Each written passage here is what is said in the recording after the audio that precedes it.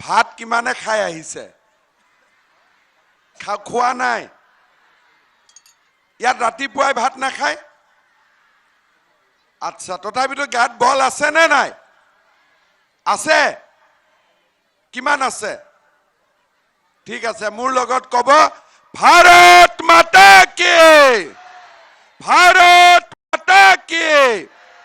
আছে বল ঠিক আছে হ'ব আৰু ইলেকশনৰ দিনত কোনটো চিনত ভোট দিব লাগিব কোনটো চিনত একদম ট্ৰেক্টৰ হা এতিয়া খেতি ট্ৰেক্টৰত গৈয়ে হ'ব আৰু ঠিক আছে গতিকে সবেই ট্ৰেক্টৰত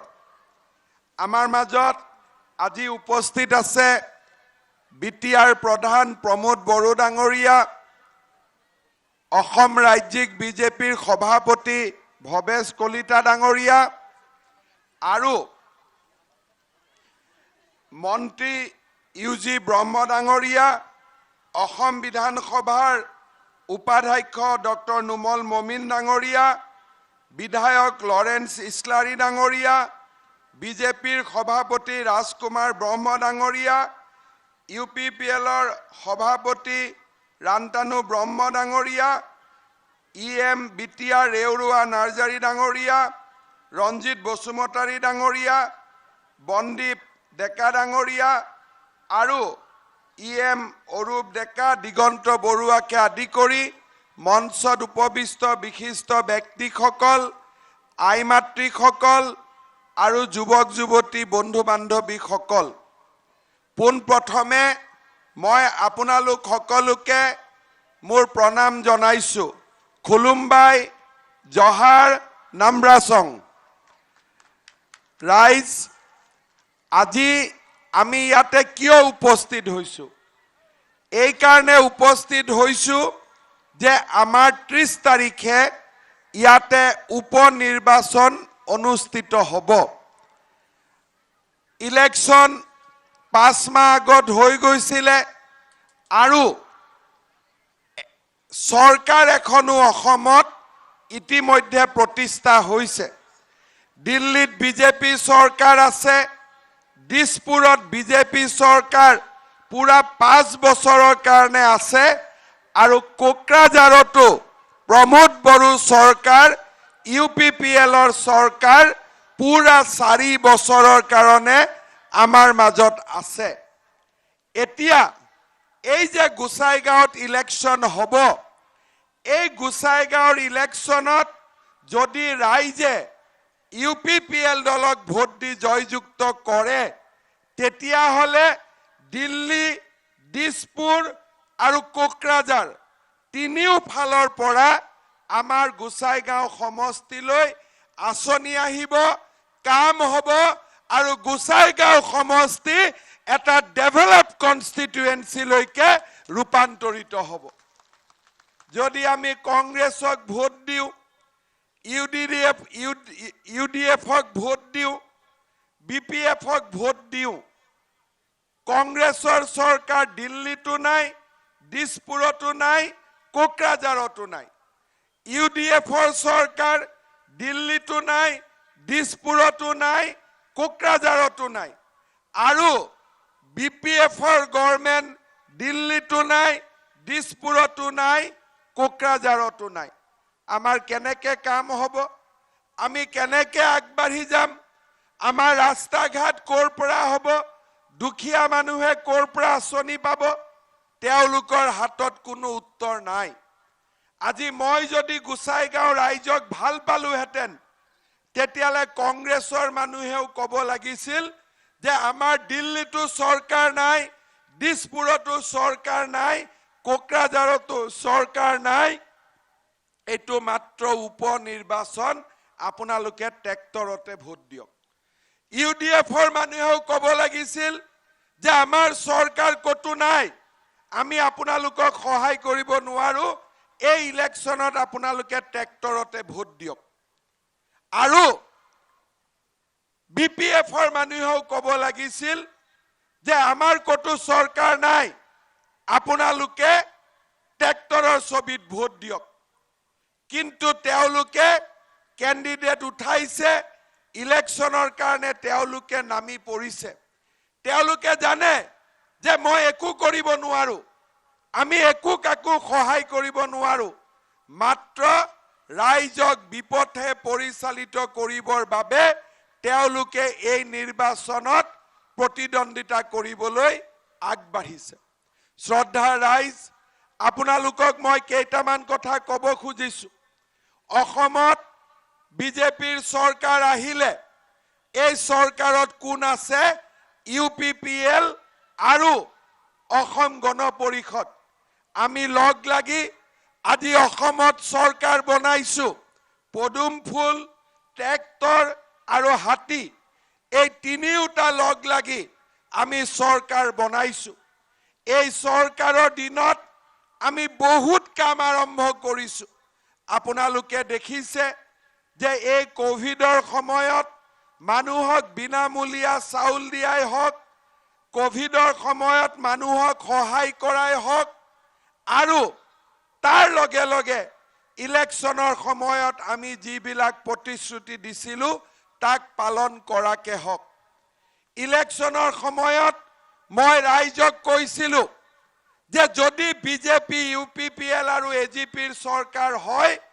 অসমত প্ৰথম বছৰতে আমি 1 লাখ ল'ৰা ছোৱালীক চৰকাৰী চাকৰি দিম আজি মই ৰাইজক কৈছো যে আমি যেনেকে কৈছিলো তেনেকে 1 বছৰৰ ভিতৰত 1 টকাও ঘোষ নিদিয়াকৈ 1 লাখ ল'ৰা ছোৱালীক আমি চৰকাৰী চাকৰি দিম এই প্ৰতিশ্ৰুতি মই আপোনালোকক দিছো আমাৰ গোসাইগাঁৱত বহুত ডেকা ল'ৰা আছে পুলিচত চাকৰি ওলাব 25,000 চাকৰি ওলাব পুলিচত গোটেই ল'ৰাবিলাকে যাতে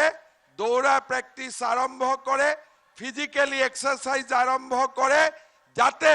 আমাৰ এই বিটিসি অঞ্চলৰ পৰা আমি ম্যাক্সিমাম ল'ৰাক পুলিচত চাকৰি দিব পাৰো শ্ৰদ্ধা ৰাইজ আগতে চাকৰি দিলে 1 লাখ ঘোষ দিব লাগে 3 লাখ ঘোষ দিব লাগে এতিয়া 4 লাখ ঘোষ দিব লাগে বিজেপি চৰকাৰৰ দিনত 1 টকাও ঘোষ নিদিয়াকৈ আমি চৰকাৰী চাকৰি পাম শ্ৰদ্ধা ৰাইজ আমি ইলেকশ্যনৰ সময়ত কি কৈছিলো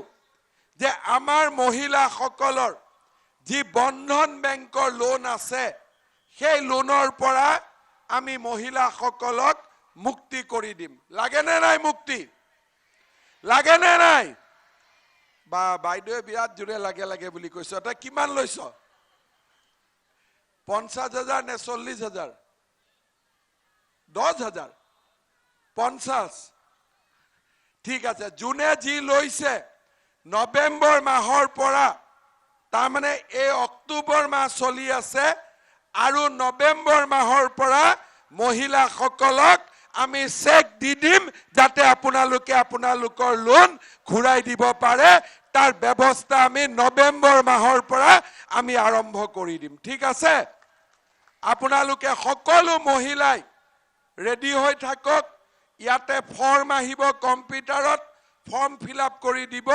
আৰু যোন মহিলাই ফৰ্ম ফিলআপ কৰিব নোৱাৰে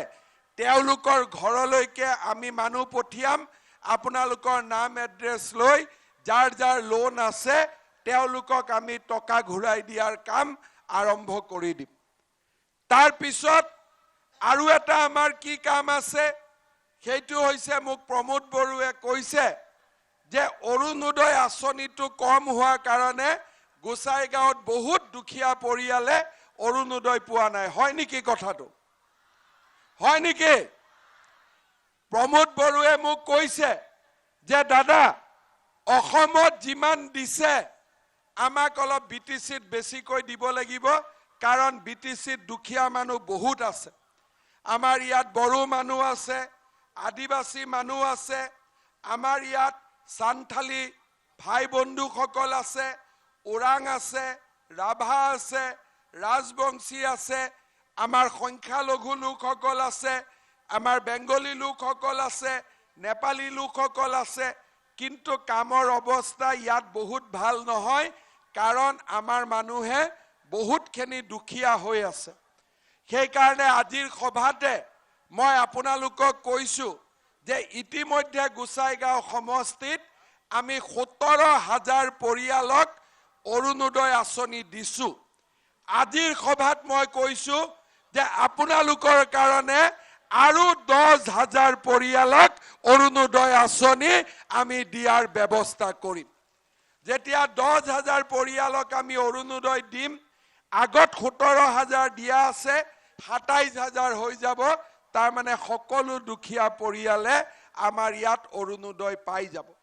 আগত অৰুণোদয় আছিল 830 টকা, এতিয়া আমি অৰুণোদয় দি আছো 1,000 টকা। আৰু প্ৰত্যেক বছৰে অৰুণোদয় আঁচনি বাঢ়ি বাঢ়ি গৈ থাকিব, দুখীয়া ৰাইজে উপকৃত হ'ব। অৰুণোদয় নাঙলে দিব পাৰিব নেকি? পাৰিব নেকি? হাতে দিব পাৰিব নেকি? তালা চাবিয়ে দিব পাৰিব নেকি? আৰু এটা কথা, আমাৰ বিটিচি অঞ্চলত বহুত দুখীয়া মানুহ আছে, এতিয়াও ঘৰ পোৱা নাই। কাৰণ আমাৰ গৰীব মানুহবিলাকৰ ঘৰত জিঅ' টেগিং হোৱা নাই। ডিচেম্বৰ মাহৰ পৰা আমি নতুনকৈ আকৌ জিঅ' টেগিং আৰম্ভ কৰি দিম, যাতে দুখীয়া মানুহে বিনা পইচাত পকা ঘৰ পাব পাৰে। এই কথাও মই আজি আপোনালোকক কৈ থৈ গৈছো। শ্ৰদ্ধাৰ ৰাইজ, নৰেন্দ্ৰ মোদী ডাঙৰীয়াই আমাক 5 কেজি চাউল আগতে বিনা পইচাত দিলে, এতিয়া আমাক কোভিডৰ কাৰণে আৰু 5 কেজি আমাক চাউল দিছে। শ্ৰদ্ধাৰ ৰাইজ, অৰুণোদয় আঁচনি, বৃদ্ধ পেঞ্চন, বিধৱা পেঞ্চন, যিমানবিলাক দুখীয়া মানুহৰ আঁচনি আমি হাতত লৈছো, আগত কোনো চৰকাৰে ইমান কাম কৰিব পৰা নাছিল। আজি আমি মহিলাসকলৰ এই যে বন্ধন বেংকৰ লোন ৰেহাই দিম, তাৰ কাৰণে আমি কিমান টকা খৰচ কৰিব লাগিব? 8,000 কোটি টকা। 8,000 কোটি টকা আমি চৰকাৰে খৰচ কৰিব লাগিব। আজি মহিলাসকলক লোন ৰেহাই হাতে কৰিব পাৰিব নেকি? হাতে পাৰিব? ট্ৰেক্টৰে পাৰিব নে হাতে পাৰিব? কোনে পাৰিব? ট্ৰেক্টৰে পাৰিব নে তালা চাবিয়ে পাৰিব? ট্ৰেক্টৰে পাৰিব নে নাঙলে পাৰিব? সেইকাৰণে কাক ভোট দিব লাগিব? ইমান লাহে লাহে ভাত পানী নাই খোৱা দে তেৰিকা, জোৰে ক'ব লাগিব। কাক ভোট দিব লাগিব? কাক ভোট দিব লাগিব?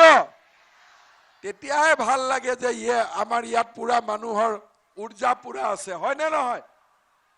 ইয়াতে আমাৰ সমস্যা কি আছে? আমাৰ গৰীব দুখীয়া মানুহৰ আটাইতকৈ এই সমষ্টিত জমদুৱাৰত এটা ডাঙৰ সমস্যা আছে কি? সংকোচ নদীৰ গৰাখহনীয়া, হয়নে? হয়নে নহয়? আপোনালোকক মই কথা দিছো যে নৱেম্বৰ মাহত মই পুৰা ইঞ্জিনিয়াৰ আমাৰ মন্ত্ৰী সবকে লৈ সংকোচ নদীত প্ৰমোদ বড়োৰ সৈতে আহি যাম, আৰু আপোনালোকৰ গৰাখহনীয়াৰ সমস্যা আমি সমাধান কৰি দিম। সেই প্ৰতিশ্ৰুতি মই আজি আপোনালোকক দি থৈ গৈছো। হ'ব? তাৰ লগত আমাক কি কাম আছে? যে আমাৰ খাচীবাৰীত আমাক এটা ব্লক অফিচ লাগে, যাতে আমাৰ ঘৰৰ কাম, পেঞ্চনৰ কাম, গোটেইবিলাক কাম ইয়াৰ পৰা হ'ব লাগে। ৰাইজক মই প্ৰতিশ্ৰুতি দিছো যে খাচীবাৰীত এটা ব্লক অফিচ আপোনালোকৰ কাৰণে আমি বনাই দিম। হ'ব? ইয়াৰ পিছত আমাৰ এই অঞ্চলত হস্পিটালৰ আমাৰ বহুত সমস্যা আছে। আজি আমি ইতিমধ্যে 2 কোটি টকা দিছো এই অঞ্চলৰ ৰাইজৰ কাৰণে। আপোনালোকক ধুনীয়াকৈ এখন 30 বেডেড নতুন হস্পিটাল মই বনাই দিম। সেই প্ৰতিশ্ৰুতি আমাৰ চৰকাৰৰ হৈ মই আপোনালোকক দিছো। শ্ৰদ্ধাৰ ৰাইজ, আমাৰ ইয়াতে আপোনালোকে জানে যে আমাৰ যেতিয়া চৰকাৰ আহিলে, এই ৰাইমনাক আমি এখন ওয়াইল্ড লাইফ সেঞ্চুৰী বা আমাৰ ৰাষ্ট্ৰীয় অভয়াৰণ্য হিচাপে আমি স্বীকৃতি দিলো। এই যে ৰাইমনা ফৰেষ্ট আছে, তাৰ আশে পাশে বহুত বিলাক গাঁও আছে এই গাঁওবিলাকৰ মানুহ দুখীয়া হয় ৰাস্তা ঘাট বেয়া খোৱা পানীৰ সমস্যা আছে আমি সিদ্ধান্ত লৈছো যে এই ৰাইমনা ফৰেষ্টৰ কাষত যিমান গাঁও আছে সকলো গাঁৱৰ আমি উন্নতিৰ কাৰণে এটা স্পেশাল প্যাকেজ আমি দিম যাতে ওচৰৰ গাঁওবিলাকৰ উন্নতি কৰিব পাৰো খোৱা পানী দিব পাৰো ৰাস্তা বনাব পাৰো স্কুল বনাব পাৰো এই গোটেই বিলাক ব্যৱস্থা আমি হাতত লম শ্ৰদ্ধা ৰাইজ আমাৰ ইয়াত এখন খাসীবাৰীত আমাক এখন হায়াৰ সেকেন্ডাৰী স্কুল লাগে মই আজি আপোনালোকক কথা দিছো যে এপ্ৰিল মাহৰ আগতে খাসীবাৰীত আমি হায়াৰ সেকেন্ডাৰী স্কুল কৰি দিম যাতে লৰা ছোৱালীয়ে ইয়াতে পঢ়া শুনা কৰিব পাৰে শ্ৰদ্ধা ৰাইজ আমাৰ ইয়াতে দুটা ডাঙৰ সমস্যা আছে এটা হৈছে খোৱা পানী আৰু এটা হৈছে ইলেক্ট্ৰিচিটি হয়নে আমাৰ খোৱা পানীৰো সমস্যা আছে আৰু বিজুলী বাতিৰো সমস্যা আছে এই দুইটা কাম আমাৰ কাম হ'ব যে জল জীবন মিছনৰ আঁচনিৰ জৰিয়তে সকলো গাঁৱৰ ঘৰৰ পৰিয়াললৈ পাইপেদি খোৱা পানী লৈ আহা যাতে দুখীয়া মানুহজনেও পাইপেদি খোৱা পানী পাব পাৰে আৰু যিবিলাক গাঁৱত ট্ৰান্সফৰ্মাৰ নাই 3 ফেজ লাইন নাই ইলেক্ট্ৰিচিটিৰ কানেকশ্যন নাই আপোনালোকক মই কথা দিছো যে প্ৰত্যেকখন গাঁৱলৈকে আমি বিজুলী বাতিৰ পোহৰ নিয়মীয়াকৈ দিয়াৰ আমি ব্যৱস্থা কৰিম সেই প্ৰতিশ্ৰুতিও মই আজি আপোনালোকক দি থৈ গৈছো শ্ৰদ্ধা ৰাইজ আমাৰ এই সমস্যাবিলাক যদি আমি সমাধান কৰিব লাগে আপোনালোকে এটা কথা মনত ৰাখিব যে আমাক এই বিটিআৰ অঞ্চলত শান্তি লাগিবই শান্তি নহলে আমি একো কাম কৰিব নোৱাৰো আজি আপোনালোকে দেখিছে যে যেতিয়াৰ প্ৰায় প্ৰমোদ বড়োৰ চৰকাৰ আহিলে আমি অসমত এনডিএফবিৰ সমস্যাবিলাক আমি সমাধান কৰিলো এনডিএফবিৰ পিছতো সৰু খুৰাকৈ আৰু কিছুমান লৰা জংগলত গৈছিলে আমি তেওঁলোককো জংগলৰ পৰা ঘূৰাই লৈ আহিলো কব গলে আজি অসমৰ ভিতৰত এসময়ত বিটিচিত আটাইতকৈ অশান্তি আছিল হিংসা আছিল আজি মই গৌৰৱেৰে কব পাৰো অসমৰ ভিতৰত আটাইতকৈ যদি শান্তিপূৰ্ণ অঞ্চল আছে সেয়াই হৈছে আমাৰ বিটিআৰ অঞ্চল আৰু এই বিটিআৰ অঞ্চলত শান্তি আনাৰ বাবে আমি ইউপিপিএল দলক আৰু প্ৰমোদ বড়ো চৰকাৰখনক আমি ধন্যবাদ জনাবই লাগিব আপোনালোকে এটা কথা মনত ৰাখিব শান্তি নাহিলে গৰীব দুখীয়া মানুহ জীয়াই থাকিব নোৱাৰে শান্তি থাকিলেহে কাম কৰিব পাৰিম শান্তি থাকিলেহে দোকান খুলিব পাৰিম শান্তি থাকিলেহে হাজিৰা কৰিব পাৰিম শান্তি থাকিলেহে চৰকাৰৰ কাম কাজ হ'ব শান্তি থাকিলেহে ৰাস্তা হ'ব কিন্তু আজি আগৰ চৰকাৰ বিলাকে শান্তিৰ কাৰণে কাম কৰা নাছিল প্ৰমোদ বড়ো চৰকাৰ আৰু ট্ৰেক্টৰে শান্তিৰ কাৰণে কাম কৰাৰ কাৰণে আজি বিটিচি অঞ্চলত গৰীব দুখীয়া মানুহ শান্তিৰে বাস কৰিব পাৰিছে আমাৰ মাজত থকা মাটি বাৰী নাই আমাৰ কাৰোবাৰ মানুহক পট্টা দিয়া মানুহক ইলেক্ট্ৰিচিটি দিয়া মানুহক খোৱা পানী দিয়া মানুহক পকা ঘৰ দিয়া মানুহক অৰুণোদয় আঁচনি দিয়া মানুহৰ গাঁৱে গাঁৱে স্কুলৰ কাম কৰা ৰাস্তাৰ কাম কৰা খোৱা পানীৰ যোগান ধৰা এই গোটেই কামবিলাক হ'ব যেতিয়া অসমত আৰু বিটিআৰত শান্তি থাকিব দিল্লী দিছপুৰ আৰু কোকৰাঝাৰৰ চৰকাৰখনে মিলিতভাৱে কাম কাজ কৰিব সেইকাৰণে শ্ৰদ্ধাৰ ৰাইজ আপোনালোকক মই অনুৰোধ কৰিম যে এই 30 তাৰিখৰ যি ইলেকশ্যন হ'ব আগতে আমি হাতক দিছিলো নাঙলক দিছিলো তালা চাবিত দিছিলো এইবোৰ কথা সকলোৱে পাহৰি কি চিনত ভোট দিব লাগিব ট্ৰেক্টৰৰ ছবিত আমি ভোট দি জিৰণ বসুমতাৰীক আমাৰ এমএলএ কৰি আমি জিকাই পঠাব লাগিব হ'ব নহয় সব ৰেডি আছে তো কোনোবাই আহি কিবা কিবি বুজাব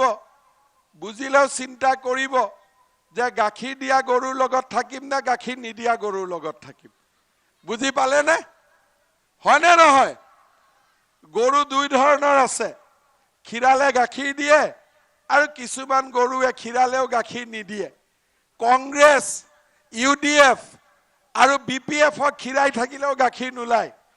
কিন্তু ট্ৰেক্টৰক খিৰালে ডেইলি 20 লিটাৰ গাখীৰ ওলাব ইমান গাখীৰ আছে ট্ৰেক্টৰ হয় নে নহয় ঠিক আছে নহয় বাইদেউসকলে বুজিছে নে নাই বুজিছে তো আমাৰ লৰাবিলাকতকৈ বাইদেউবিলাকে বেছি ভাল কৰি বুজি আছে নেকি হয় নে নহয় আমাৰ লৰাবিলাকে বুজিছে নে নাই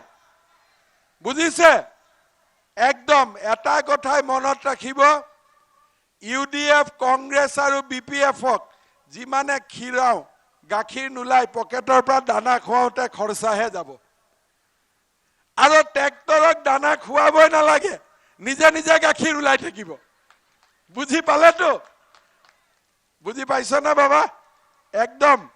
গতিকে সকলোৱে মিলি কি কৰিম 30 তাৰিখে ৰাতিপুৱা ট্ৰেক্টৰক ভোট আমি দিম যিবিলাক আমাৰ বিজেপিত আছে পদুম ঠিক আছে পদুমৰ মানুহেও আমি ট্ৰেক্টৰতে ভোট দিম তালাচাবিৰ মানুহেও